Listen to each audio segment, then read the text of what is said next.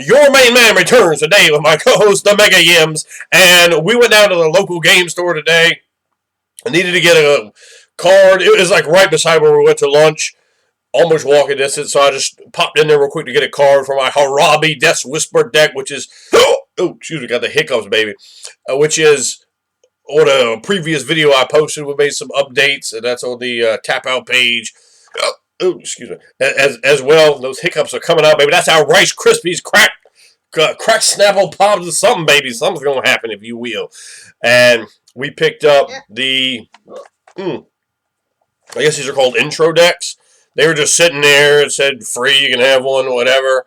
And I figured he has some decks, but I figured this might be a nice sort of basic way to make the playstyle a little bit easier for him. So we picked that up. Of course, you know I'm going to go black. They said, well, what color you want? I said, well, it's got to be black, baby. I think they would try to give me some nonsense, some blue, and I'm like, nah, son. It's got to be the black. So they give me the Liliana vest.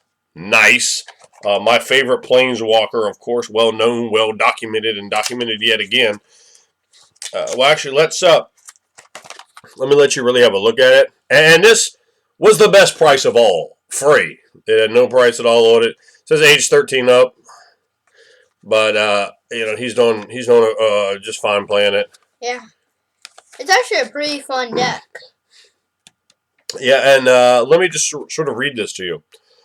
Your path begins here. You are a black mage. You believe no price is too great to seize power and dominate your foes. Customize your own magic deck with potent spells and fierce creatures. Then challenge your friends to see who is the mightiest of all. 2 ready-to-play 30-card decks, which are inside the box. A welcome letter, which is this. So, this comes with it. And a quick reference card. And this is the quick reference card. So, and you get all that for free. Your local game store might be giving these out for free. My local game store did, and that's very cool of them. What you get are 2 different decks here. You get the black deck aforementioned, and it also came with a white deck, so that, of course, you can play with someone else. Magic is, though there are a couple ways you can play Magic by yourself. Magic is definitely a 2, 3, 4, 15-player game, whatever you want to be. Definitely get involved if you have it in that multiplayer action. I feel very sad for the people that sit there and have the Magic duels. Nah, son, ain't nothing like a 9-way extravaganza with merchant ships afloat through the seas, baby. You need to understand what I'm talking about. So, what you get here are definitely not the best cards. A lot of these cards are clearly going to be designed for the idea of having some really, how to put this, very basic cards that aren't going to be able to be played, even really in a casual deck that has any really use to it. A lot of these are really what you would call just complete garbage cards. It's essentially no reason for anyone to play them. Now, this deck came with, of course, 2 30 cards. Of course, typically it's going to be a 60-card deck, but, that's what they give you. And it's for free, so whatever. Let's just do a quick land count. You get a bunch of swamps here and a black one. Yeah, I'm going to guess the black and white one have the same number of lands. I don't know. What do you want to say? They have a lot of land. I had like 9 land out at one turn. Yeah, you certainly, you said least. You certainly did. I'm going to give him some time to talk about his opinions. We've played this twice. I let him pick which color. He wanted to play white. So I'm going to let him talk about that in a little bit. But I haven't played a white deck before. Well, let's let them see what we actually have here. Let me count these swamps out real quick. All right, so we have 12 swamps in a 30-card deck and 1 Blighted Fin. Now, I have some of these cards. I've never actually used it before.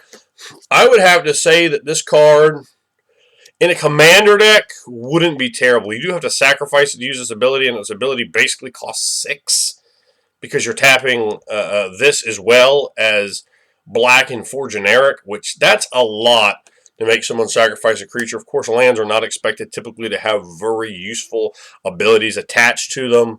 It's an uncommon, and there are some uncommons, and I think even a 1 rare in each of these. So Blighted Finn, I would say, isn't complete garbage. So you're going to get some little bit of value out of these. And I always look at that Commander. That's the only official Magic format I'll play. I won't play the rest of them.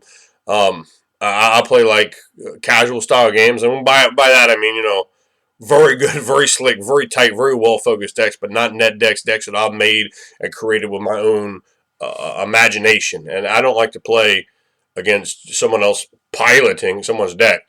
You know, I used to crack on that, you know, back in the day hard, and still do, if you will. So definitely not a fan. But that's 13 lands, and that's going to be, there's 17 non-land cards, which is way, I guess he just pointed out, way too high of a ratio. I guess they really don't want you to be mana screwed at all, but you're just getting mana flooded left and right. So let's just show some of the cards.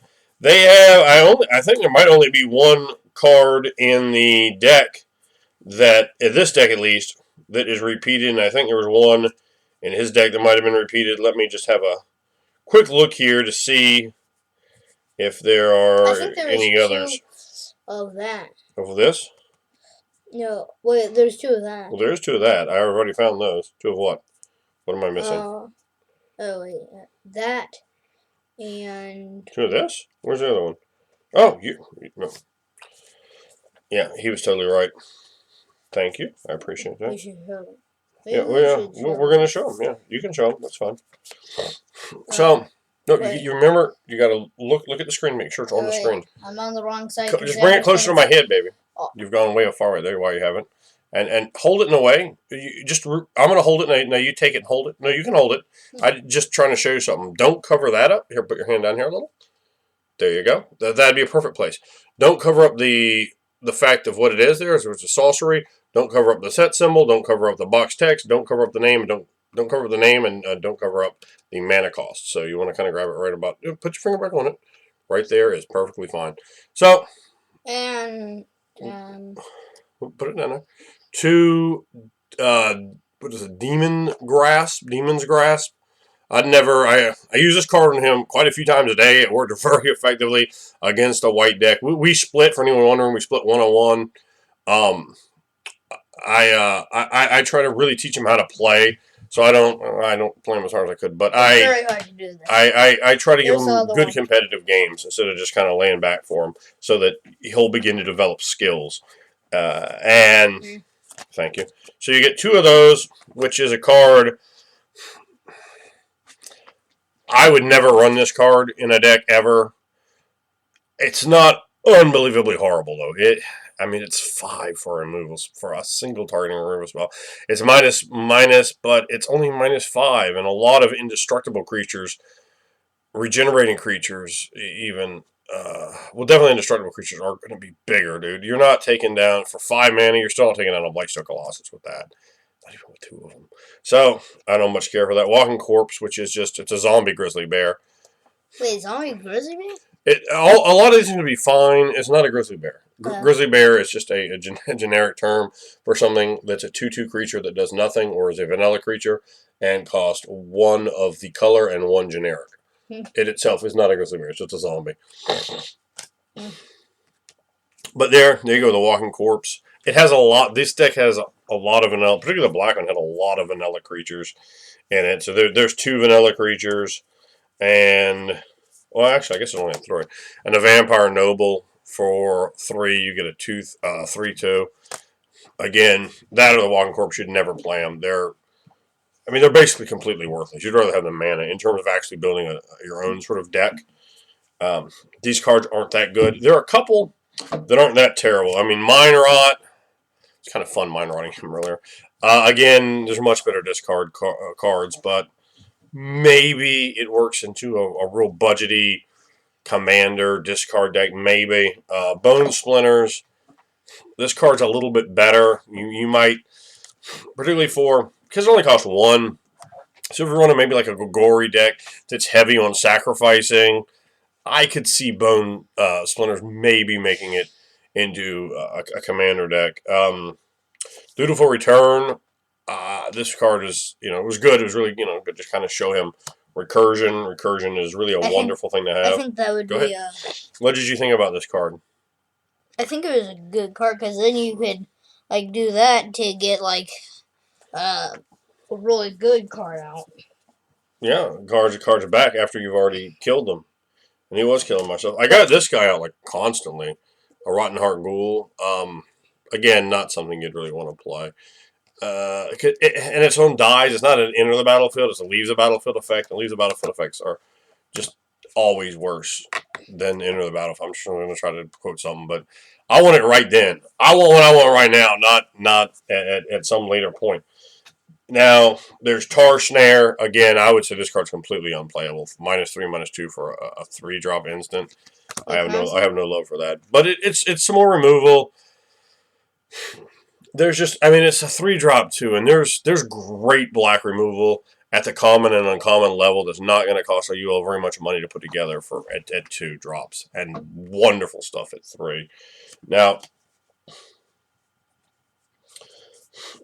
here we have Dead Weight, which I would say this card, obviously, way more playable than Tar Snare. Enchantments are easier to recur. Wait, what did? What? Wait. What? Remember I killing your creatures with that? I only got that in one of the 2 games. Nice. Yeah. So. That's pretty cool. This is a 1-drop that gives you -2/-2 versus a 3-drop instant for -3, -2. Yes, you could play this as an instant, but enchantments are easier to recur. So you have to factor that in, and it's a 1-drop versus a 3-drop. This is great for killing the first creature somebody puts on the board. You can get something with a 2 toughness. There are plenty of cards that are going to be 4 2s, 3 2s that you want to get rid of, and that's going to do it. It's going to take care of Indestructible. Dead Weight. I think this is a perfectly fine card. I would not play Tar Snare ever in anything outside of I should say a limited format. Dead Weight, I think, is a playable card. It's a much better version of the original set card weakness, which is -2, -1. So Dead Weight, I think it's a weak card, but I think it could see some play in both like casual 60 card decks and commander decks. We also have Untamed Hunger, which is a 3-drop. Enchanted creature gets +2/+1 and has menace. I did not find this card very useful. What happened is I put this on, and then he used it as a card, destroy power 4 or greater, so it just killed. My creature just died. I don't think menace is okay, but it's not super great. And this is 3 for an Unholy Strength, which I would say that's a completely unrunnable card. Untamed Hunger. Yes, it does have a pretty cool picture. Oh, show it to them. Show it to them. Tell them what you like about the picture. No, remember, you got to get it. Remember, look and tell them. What did you like about the picture? Because it had the blood, and also it had pretty cool armor. Yeah, no, that is pretty cool armor. I have to agree with you on that one. Now, we also have Vampiric Envoy, which this card, this is, I would say, a playable card. It would definitely run in like some kind of vampire or allies, more likely allies deck. A 1/4 flyer, whenever it becomes tapped, you gain a life. It's a 3-drop. You could run this off things that you want to tap your cards for, Springleaf Drums or vehicles, things like that. It could trigger up other things. The card isn't great, but it's okay, and I'm pretty sure I could sit down and give you an infinite combo with this card, so not terrible. For common for this, I don't think it's not really something you're going to love, but it's okay, and in this deck here is a very good blocker because there's a good number of flying creatures, particularly in the white deck, and 4 toughness is pretty good for blocking. Now, you want to talk about this one first? We're going in a certain order. I'll let you talk whatever you want about the cards, but let's get them in a certain order. 4 black. Yeah, 4 and black. Yeah. Trash. Hold on. Let's show them this one here. Okay, it's a 2/2. Yeah, you have this one in there, which I mean, 5 for that. I would put her down practically as unplayable. Human. Maybe. Hold on, baby. Here, you want to tell them about this one? I know you like that card. What do you think about this one? The Vampire. Senior Vampire was originally an uncommon from Alpha. It's back in the day. It was like a highly coveted card. Now it comes in this deck. I mean, that's quite the fall. These cards are only. It does get +1/+1 counters. It's a flyer. What do you want to say about it? 4/4. So That's right, if 4/4. somebody didn't have any flyers, or I think there's some card that can, like, I think there's something that allows you to attack flying things, and you could just hit that person for 4 damage. And also, even if it wasn't flying, like if you had gotten that out before somebody else, and they didn't have anything in play, you could just whack them with that for a couple turns until they get something in play. That's what I usually do. Absolutely, yeah. Beginning. This is a good card. Especially with this one vampire that, like, every time you attack with it, it gains a counter, so you can like pump it up and make it really, really big. Yeah, he has a little casual red black vampire deck. Pretty good little deck. We kind of half made it together. Like he really put a lot of his own input in there, so it was very cool. Mm-hmm. He made decisions and regarding that deck. We even picked up some extra cards for it. This is the only card I would consider like a real playable card in this black deck. Like legitimately a completely good, definitely run. You can run it in 60 card decks. You can definitely run it. I run this in a bunch of my commander decks, and my commander decks are awesome. So we're talking about Zulaport Cutthroat. I actually nicked him a little bit. So this guy, whenever we're done with these and these decks get hooked into the commons box, this is the probably one that actually really keep. Zulaport Cutthroat, I think, is a very, very playable card. Nothing wrong with him. He's basically a weak vampire Blood Artist, and Blood Artist is a phenomenally good card. So I like Zulaport Cutthroat. If I'm running Vampire, Blood Artist, I might be running him with it. So I think he's in 2 or 3 of my commander decks, which I think that shows that I definitely think that that's a good card.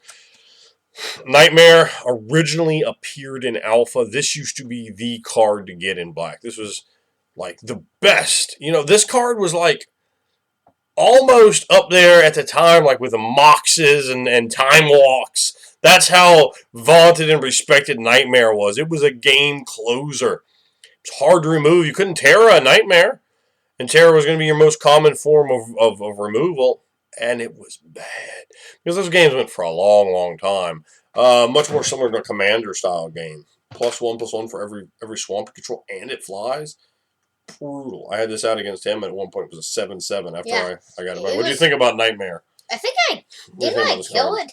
You killed it, and then I recurred it with. Yeah, you brought it back to life, and then I think I died that. Yes, you did. Yeah, you definitely died. When we were playing those, I can't remember what I was gonna say. Okay. Oh yeah, I won one time, and Dad won one time.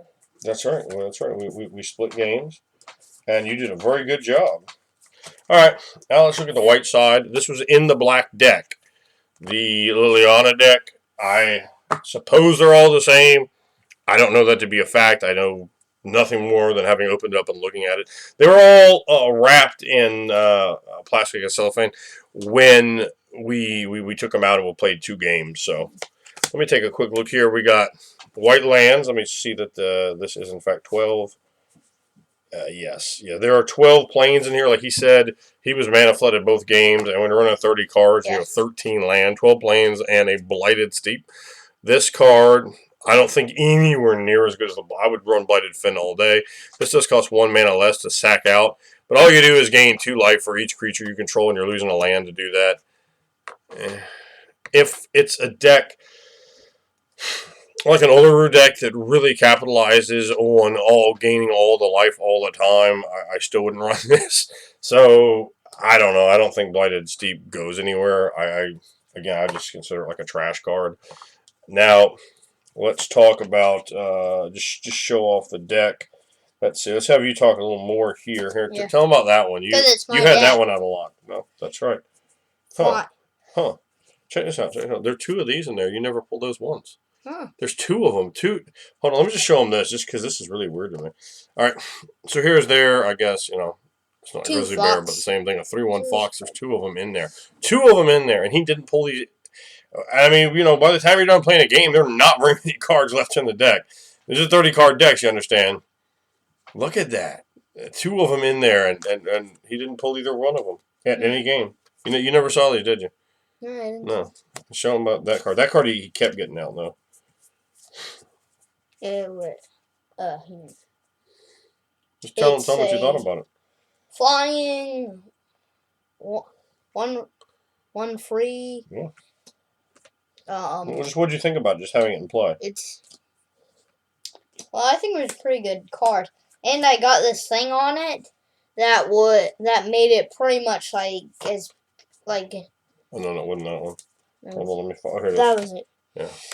And when I also in both games, the way both games ended is I got this thing on a card and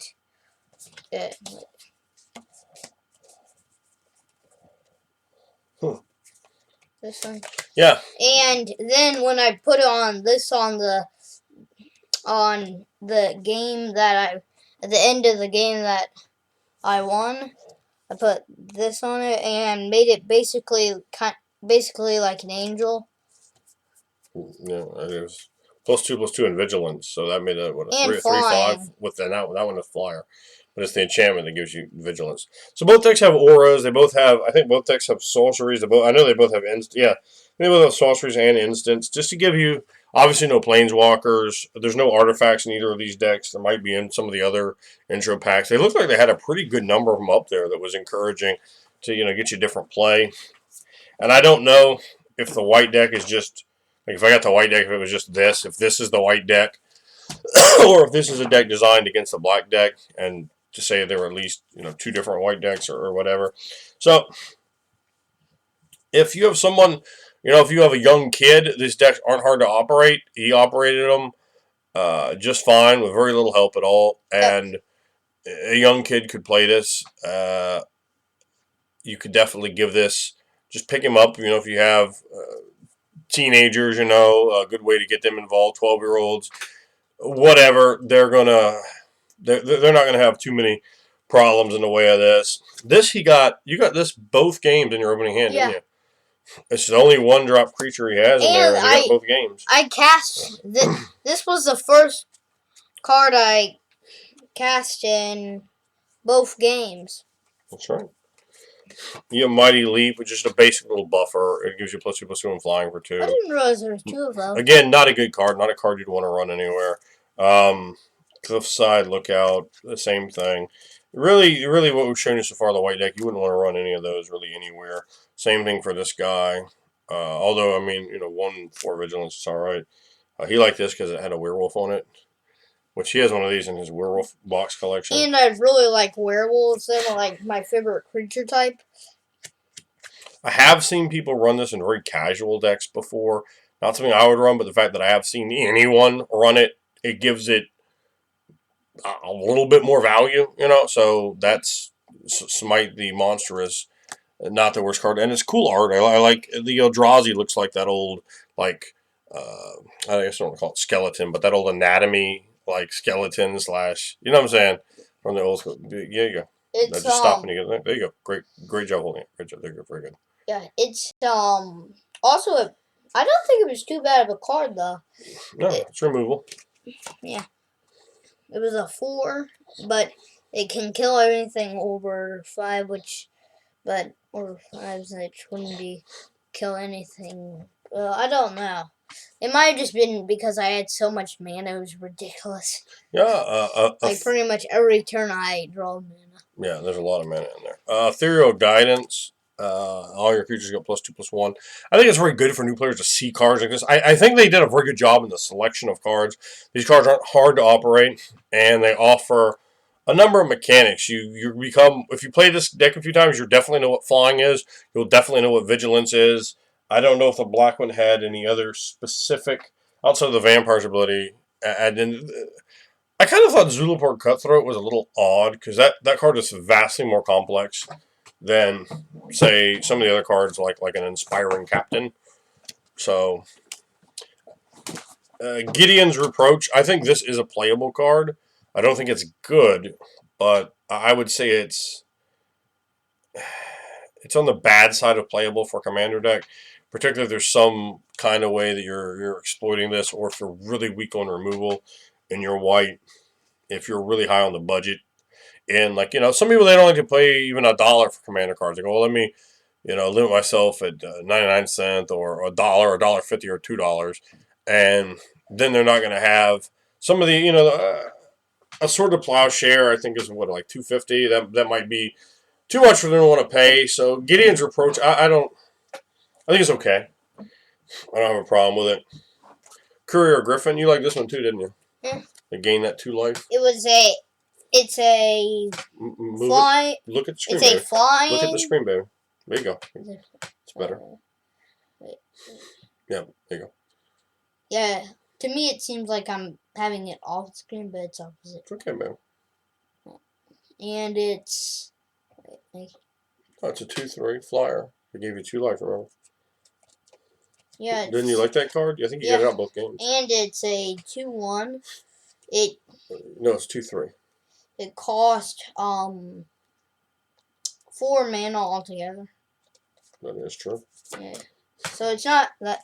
It's a pretty good card, I think.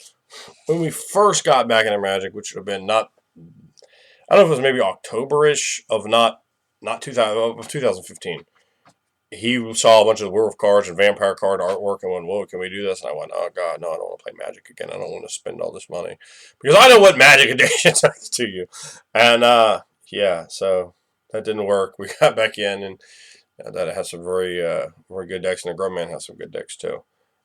This card, however, when we were up at the card store, is one that he just found in boxes of commons and uncommons. Like, well, let's do this real cheap and just get a pile of good commons and a couple uncommons, and maybe I was going to go buy a few cheap play sets of rares, the what you should call it, the 50-cent rares, jank rares that are in and of themselves good. I really don't like jank rares. Undervalued treasures, let's put it that way. And Angel of Renewal, 4/4 flying, and you gain a life for every creature comes into play. And you really like this. You want to tell me about when you first saw it in the commons and commons box of the card store? What made you like that card? I can't remember. I don't remember. Yeah, I don't think I really even remember picking it out. It was one of the ones he picked out. An Angel Ally. I think it was probably because it's a 4/4 and a flying, so that felt big to me. Yeah, well, it's a 6-drop, which is too much for the card. If this card was even 1 less, it might be okay for like a flicker deck. Although the card itself, like, besides the mana, is like pretty good. It's a good card. But it just costs so much. But in this deck, you probably wouldn't have to worry about the cost. No, that's right. Because you're like, mana. Yeah. At turn 6, you will have 6 mana. Don't worry about that. Yeah, you just didn't. If you don't have 6 mana, you didn't shuffle the deck. It's just all in one big clump, sitting at the bottom. Now, it's good. I mean, that's the way I would definitely look at that. Like, if you had like a big token deck and you have, like, I don't know, Conjurer's Claws or something, and you can flicker this in and out. If you get 20 creatures in play, this can very quickly definitely prove to be very valuable card. Again, I would put it on the very bottom side of playable inside a commander deck. And you get one of the classics from Alpha, Serra Angel, a card. I think they only had one card that was from Alpha in this particular deck, but Serra Angel, a card that, I mean, it's an angel. You have 3 angels here, which I think good. Angels are a super popular type in Magic. Angels and dragons are really the two types that are worth more than they would be if they were something else, not based off what they do, but just the fact that they're angels and dragons. Lots of collectors out there for those. And they can fly. Maybe I'll have to move it here. Yeah, it's a perfectly playable card. Flying Vigilance 4/4 for 5. Sarah Angel's a good card. Maybe it makes a tribal angel deck. And nowadays, there's just cards that are the same as this but better for the same cost in angels, and there could be time has passed it by. Still a good card, and for a brand new player, something like that, for a brand new player, if you use this, obviously, once you step up a little bit, you buy a couple packs. Say, I don't know, you spend $40 on Magic cards, right? You get 15 packs of cards, different sets, and you're just trying to sit down and build decks, 1-color, 2-color decks, trying to figure it out. This is giving you a little bit of mana to help start with. And some of these cards are going to make that. I mean, a Smite the Monstrous for a new player, going to be perfectly good. A Sarah's Angel. This is going to be a strong card in your card pool for a new player. The Angel of Renewal might be all right. The Courier Griffin might be all right. The Gideon Reproach, going to be a good card for them. You want to have removal. You want to have creatures that can get in there and bam. And when you're playing against someone else who has rudimentary skills as a new player and has a shallow card pool, these cards are going to be of use to you. So there's certainly nothing wrong with that. Silver Strike, probably the same thing, probably a playable one. Some of these other cards, you get increasingly less playable. So here's the rare. Excuse me. It's a 6-drop Aegis Angel. It's a rare. Again, this is a card that I actually bought. It was very, very cheap, as you might imagine, considering where it is wound up for a commander deck. For 6. It's a 5/5 with flying. When Aegis Angel enters the battlefield, another target permanent gains indestructible for as long as you control Aegis Angel, and that pretty good. It's a 5/5. Particularly in Commander, where you want to make that commander indestructible with a number of cards. You don't just want to necessarily throw one card in there and hope that one instance of indestructible, that one instance of hexproof or shroud is going to be enough. But a bunch of them in there if you really need your commander around. And I think Commander, I think this card is. I hope there was a Zulaport cut. Well, maybe a little under Zulaport cut through, but definitely playable. Definitely could make a deck. Not a bad card at all. I don't know that you're necessarily going to play this in another format where, because the commander it's so necessary to protect that commander in just a 60-card deck. But that being said, I mean it's fairly costed for a big bammer, a 5/5 with flying, and it gives you a little extra bump there. Perfectly for a new player. An absolute wonderful card to add your collection, add to your interfaces to help you drop the smack it down on your friends. So this has been me and my grub man here, the Mega Yims, and we have given our opinions on these starter decks. Remember, it was free, so it gets an A+ for being free. I liked it. I like the way that they rendered the artwork on the front. I like the way on the back. I think the box looks great. Why didn't they include the white? The white? The white deck. Oh, no, it's just a black deck. I don't know why it's not like in a versus format. That's a great question. It's just like, this is the black deck, and here's a jabroni white deck to beat down. I thought this was a weird... Yeah, I mean, he makes a great question there. Because I actually beat you. You did beat me. And I'm sure you beat me before, and you beat me again. Is this the end of the video? Yeah, it's the end of the video. Okay. Tell everybody bye-bye. Bye. We are going to make some...